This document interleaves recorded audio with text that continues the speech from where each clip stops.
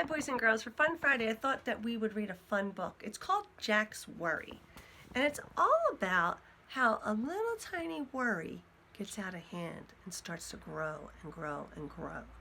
But then once Jack confronts his worry, turns and looks at it and feels it, it starts to go away. So you may have a lot of worries with the school year ending and next year, worrying about what's going to happen next year. And that's totally normal. And it's okay to feel those feelings. But this book is going to teach you that when you face your worry, it can go away. So turn and face your worry. Don't push it away. Feel it, but don't let it grow. Don't feed the worry bug. Remember that book? All right, here's Jack's Worry. Let me turn it around for you. Jack's Worry by Sam Zuppard. Jack loved playing the trumpet. For weeks he had been looking forward to playing for his mom in his first ever concert. What's that? But on the morning of the big day, he found that he had a worry.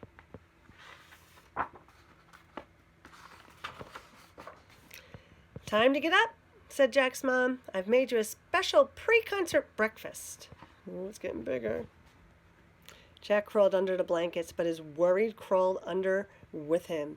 Jack hid under the bed, but his worry followed him there, too. When Jack finally got downstairs, his worry made it hard for him to eat his special breakfast.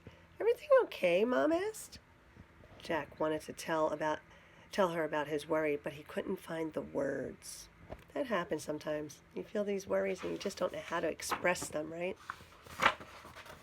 After breakfast, Jack ran around the yard trying to lose his worry. So he's trying to just run away from his worry. But every time he stopped, it caught right back up with him. You can't just ignore your worries. You have to face them and talk to people about them. So Jack did the one thing that always made him happy. He took out his trumpet and he started to play. But that only made things worse. Jack's worry was here to stay. But Jack couldn't go to the concert with such a big worry. He couldn't do anything with such a big worry. Suddenly, it was all a bit too much for Jack. Oh, did you ever get to that point? Oh, boy. I don't want to go! Jack's mom crouched in front of him. I thought you were looking forward to today, she said.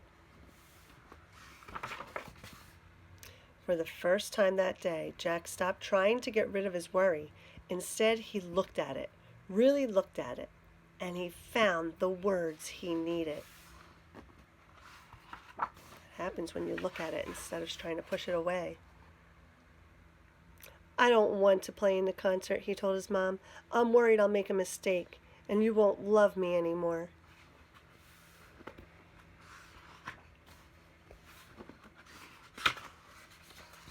That's quite a worry, said Jack's mom. I'm glad you told me. And you know what? The concert isn't about playing perfectly. It's about having fun and sharing something you love with the people who love you. Suddenly, Jack's worry wasn't so big anymore. By the time they got to the school, his worry was teeny tiny.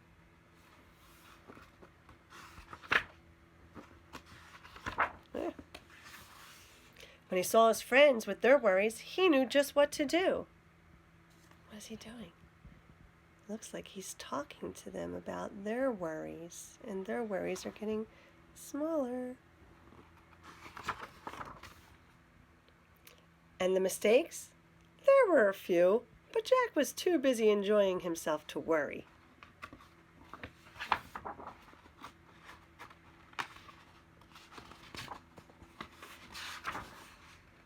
The end. So, if you have a worry, if you have a worry, it's very important to talk about it.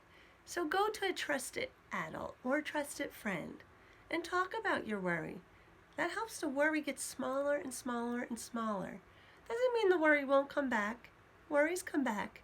But if you ignore them and try to pretend they're not there, then they just get bigger and bigger and bigger until they're so big that you can't ignore them. So the minute you feel a little bit of a worry, go and talk to someone about it.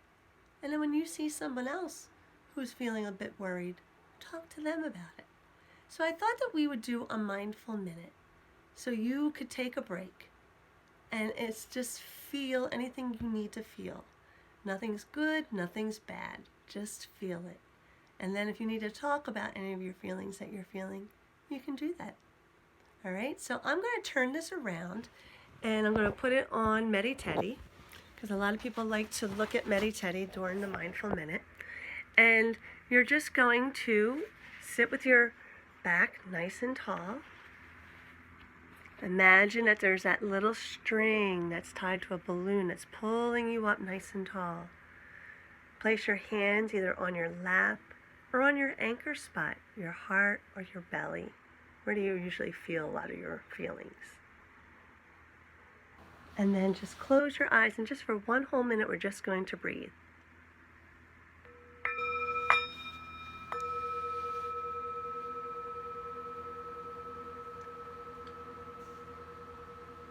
So you're feeling your breath going in and feeling your breath going out. Your puppy mind starts to wander. That's okay. Just notice that that has happened. That's what the mindfulness is. And feel yourself going back to breathing in and breathing out.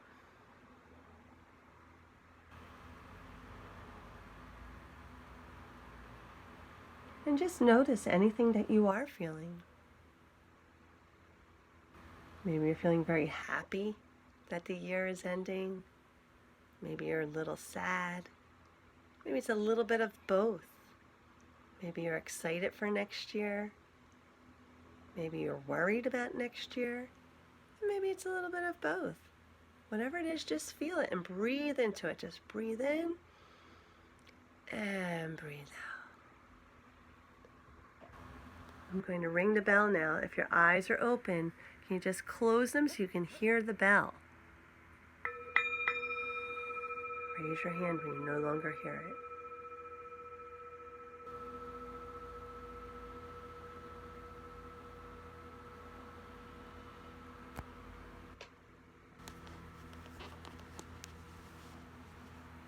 There you go. So now you know. You can do a mindful minute to help you understand what you're feeling, because sometimes when you understand what you're feeling, then you can talk about it. Okay? Miss Farmer signing off for Fun Friday. May every day have a little bit of fun in it. And may you try to incorporate a mindful minute into each of your days.